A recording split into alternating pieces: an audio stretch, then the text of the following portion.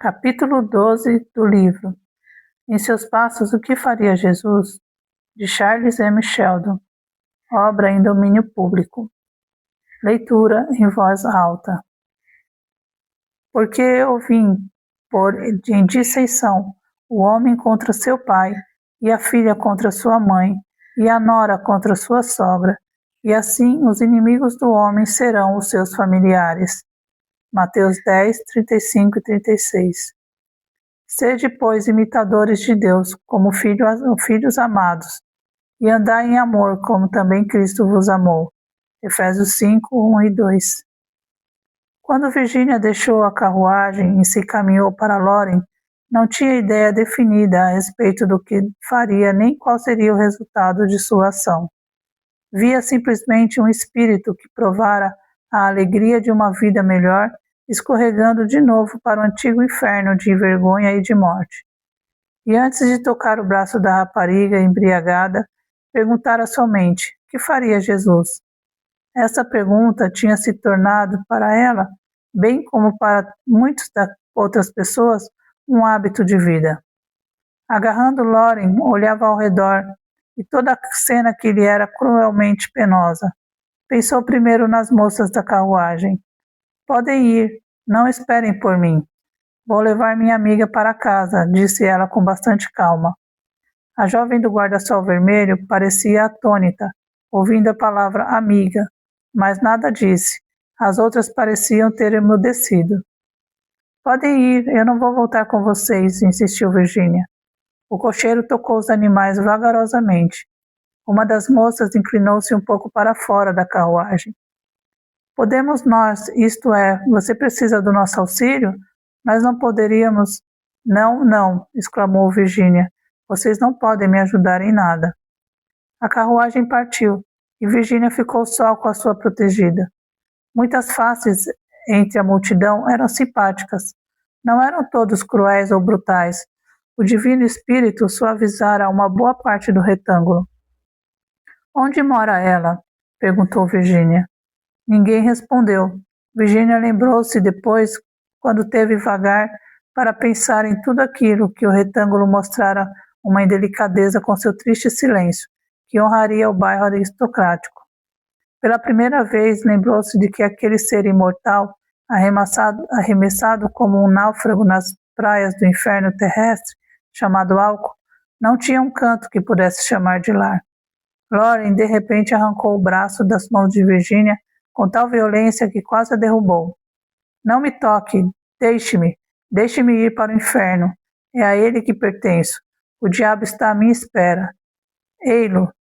Exclamou ela com voz rouca. Voltou-se e apontou com o dedo trêmulo o dono do botequim. A morte da multidão riu. Virginia se aproximou e passou-lhe o braço pela cintura. Loren, disse ela com firmeza, venha comigo, você não pertence ao inferno, pertence a Jesus e ele salvará.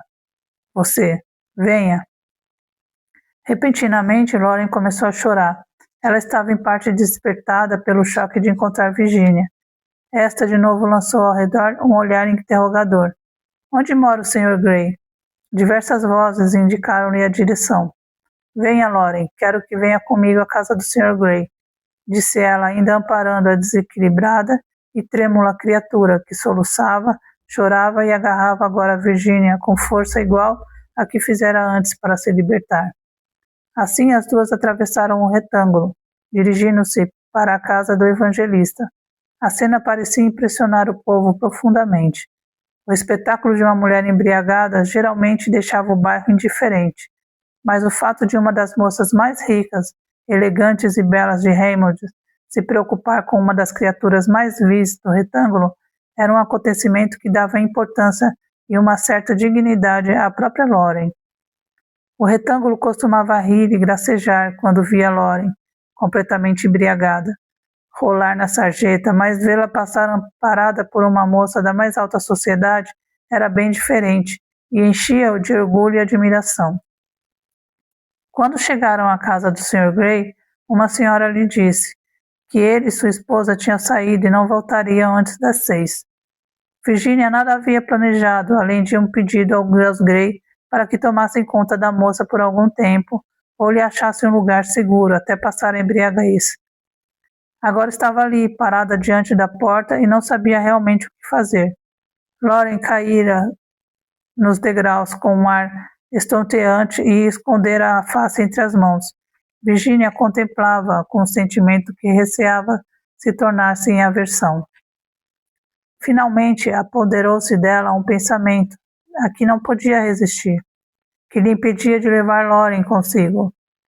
Porque essa criatura desprotegida e desgraçada, exalando ainda os vapores do álcool, não seria tratada em sua casa, em lugar de ser entregue a estranhos em algum hospital ou casa de caridade? Virginia realmente pouco sabia a respeito de tais lugares de refúgio. De fato, haviam 2 ou 3 dessas instituições em Raymond, porém era duvidoso que algumas delas recebessem Lauren em tal estado de embriaguez. Mas não era essa a questão. Que faria Jesus com Lauren? Era o que Virginia perguntava e finalmente respondeu tocando de novo no braço da moça. Venha, Lauren, venha para casa comigo. Tomaremos o bonde aqui na esquina. Lauren levantou-se e com surpresa para Virginia não fez barulho algum. Esta esperava resistência ou uma recusa obstinada em andar. Quando chegaram à esquina e tomaram o bonde, este estava quase cheio de gente que ia à cidade. Virginia experimentou um sentimento muitíssimo penoso, vendo a atenção que ela e sua companheira atraíam. Seu pensamento, porém, dirigia-se mais e mais para a próxima cena com sua avó. Que diria a senhora Page quando vissem Lauren? Ela estava quase boa, porém ainda com um torpor invencível. Virginia foi obrigada a segurar-lhe com força o braço. De vez em quando esbarrava pesadamente contra Virginia, e quando as duas subiam a avenida, uma multidão curiosa de chamada gente civilizada voltava-se e contemplava com espanto. Quando subiu os degraus de sua bela casa, Virginia respirou com alívio, mesmo antevendo a entrevista com sua avó, e quando fechada a porta, se achou na espaçosa sala com aquele ente desamparado. Sentia-se pronta para o que desse e viesse. A senhora Page estava na biblioteca. Ouvindo Virginia entrar, veio para a sala e encontrou-la sustentando Lauren, que olhava atoleimada para a rica magnificência das mobílias. Vovó, começou Virginia sem hesitação e muito claramente, trouxe uma das minhas amigas do retângulo. Está em dificuldade e não tem casa. Vou cuidar dela por algum tempo aqui. A senhora Page olhava surpreendida da neta para Lauren. Você disse que era uma de suas amigas? Perguntou com uma voz seca, sarcástica, que magoou Virginia mais do que qualquer outro desgosto que já sentira. Sim, foi o que eu disse. Virginia corou, mas lembrava-se do verso que Gray usara em um dos seus últimos sermões, um amigo de publicanos e pecadores. Certamente Jesus faria o que ela estava fazendo. Você sabe quem é esta mulher? Perguntou a senhora Page com voz surda e irada, parando perto da neta. Sei muito bem, é uma perdida. Não necessita dizer-me, vovó. Sei disso melhor do que a senhora. Ela está embriagada agora, mas é também uma filha de Deus. Eu a vi de joelhos arrependida. Vi também o inferno estender seus horríveis braços para apanhá-la de novo. E pela graça de Cristo, senti que ao menos que podia fazer era salvá-la de tal perigo. Vovó, nós nos chamamos cristãos. Aqui está uma criatura pobre, perdida, sem casa, caminhando talvez para a perdição eterna, e nós temos mais do que o necessário para socorrê-la. Eu a trouxe e ela aqui ficará. A senhora Page lançou um olhar terrível para Virginia e cerrou os punhos. Tudo aquilo era contrário ao seu código de conveniências sociais. Como desculparia a sociedade tal familiaridade com a escória das ruas? Virginia estava expondo a sua família às críticas, à perda de posição e ao abandono de grande parte de suas melhores relações. Para a senhora Page, a sociedade valia mais do que a igreja ou qualquer outra instituição. Era um poder que ela temia e a qual obedecia. A perda de sua bondade, de sua vontade, era mais lamentável do que qualquer outra, exceto a da riqueza. Ela ali se achava, ereta e carrancuda, e olhava a neta com ar determinado.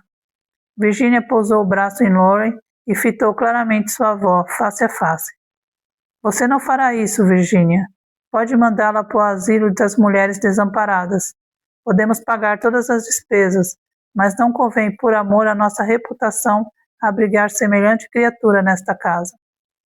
Vovó, não desejo fazer qualquer coisa que lhe seja desagradável, porém Lauren ficará aqui esta noite e por mais tempo, se eu assim julgar conveniente. Então você responderá pelas consequências. Eu não fico na mesma casa com uma miserável. A senhora Page descontrolara-se. Virginia interrompeu-a antes que ela pronunciasse outra palavra. Vovó, esta casa é minha. É sua também por tanto tempo quanto nela a senhora quiser ficar. Mas nesta questão agirei firmemente, como firmemente creio que Jesus faria em meu lugar. Estou determinada a suportar tudo que a sociedade possa dizer ou fazer. A sociedade não é meu Deus. Ao lado dessa pobre alma, julgo a opinião da sociedade sem nenhum valor. Não ficarei aqui, então, disse a senhora Page. Virou-se de repente e foi até o fim da sala. Depois voltou e disse, com uma ênfase que revelava sua intensa excitação. Você há de se lembrar sempre que forçou sua avó a sair de sua casa por causa de uma bêbada. Depois, sem esperar a resposta de Virginia, voltou-se de novo e subiu as escadas. Virginia chamou uma criada e logo Lauren recebeu os primeiros cuidados. Seu estado provocava compaixão. Durante a breve cena na sala, agarrara-se tão fortemente à sua protetora que marcara dolorosamente o braço de Virginia com o aperto dos seus dedos. Virginia não sabia se sua avó deixaria a casa ou não. Ela possuía abundantes meios pecuniários. Estava perfeitamente boa, era forte e poderia cuidar-se de si mesma. Tinha irmãs e irmãos no sul e costumava passar algumas semanas do ano com eles. Virginia não estava, pois, nesse sentido, preocupada com a situação de sua avó. A entrevista, porém, fora-lhe penosa. Lembrando-se de tudo, entretanto, em seu quarto, antes de descer para o chá, não achou de que se arrepender. Que faria Jesus? Não havia dúvida em seu espírito de que fizera o que era justo. Se tinha errado, era erro de julgamento, e não de coração. Que essa palavra produza frutos na nossa caminhada.